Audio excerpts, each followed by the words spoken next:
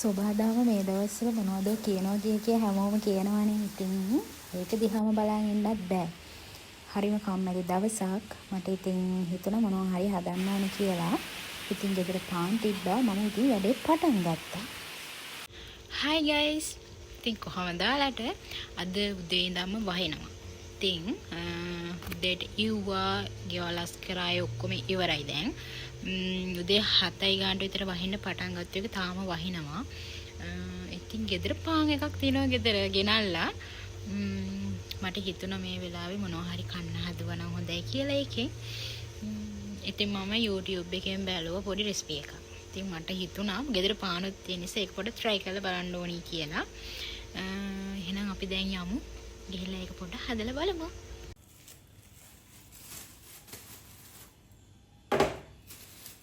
පාන් තියෙනවා. බටර් එකක් ඕනේ. මේකටයි සීනි ඕනේ. සීනි එකත් ගත්තා. මේකට ඉතින් පෙති පාන් ඕන කියලා නැහැ. පාන් ඉතින් මොකක් හරි කමක් නැහැ. ඔයාලා ගාව තියෙන මේක කපලා මෙන්න මේ විදිහට ගන්න. කපලා ගන්නවා නම් හොඳයි පොඩි කෑලි වලට. මම ඔන්න ওই විදිහට තමයි සාමාන්‍ය පොඩි කොටු විදිහට තමයි කපලා ගත්තේ.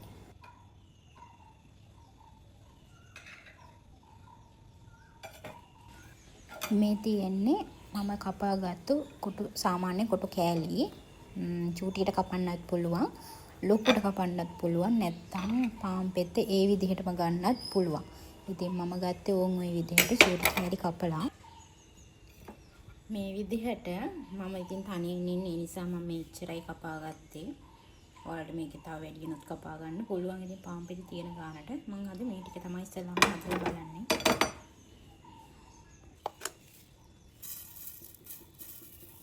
ලොකු දේවල් කරන්නත් නැහැ මේකේ. මේ අර අපි ටෝස්ට් කරලා ගන්න යන්නේ මේ විදිහටම තමයි. ඉතින් මේක මේ පොඩ්ඩක් සීනි එකයි මේ බටරුයි පොඩ්ඩක් කැරමල් වෙන්න දීලා තමයි ඒකට මේ පෙති ටික දාන්න ඕනේ.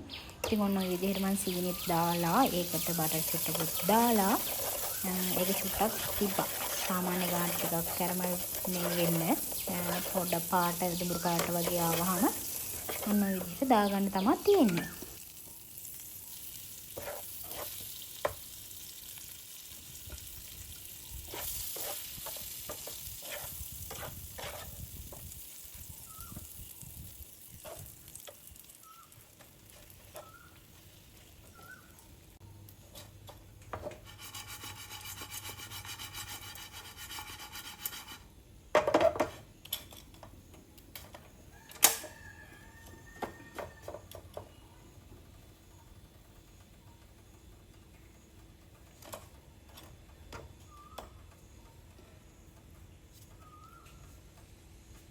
මම නම් සීනි බටරුයි දෙකම සාමාන්‍ය ගානට තමයි මේ දාගෙන තියෙන්නේ. ඔයාලගේ රස අනුව ඒක ඉතින් එහෙම කරලා හදාගන්න පුළුවන්.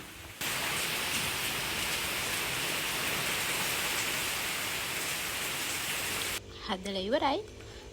දැන් රස බලමු. මේක අර මේ නිකන් ටෝස්ට් එකකට දාලා ගන්න පාන් එකම තමයි මේ මේ විදිහට හදනා වගේම තමයි.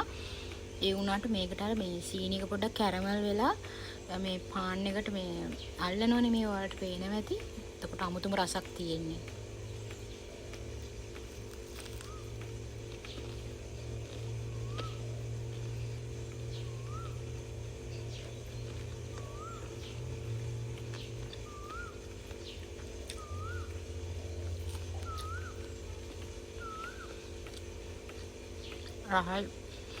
රස දවසට විතර නෙමෙයි.